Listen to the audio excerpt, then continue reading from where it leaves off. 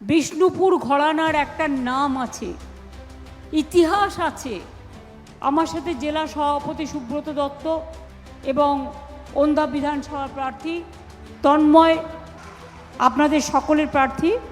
আমি গৌতম মিশ্র, প্রার্থী বর্জরা বিধানসভা কেন্দ্র, হরকালী প্রতিহার কোতলপুর বিধানসভা কেন্দ্র, শ্যামলী রায় বাগদি, প্রার্থী ইন্দাস।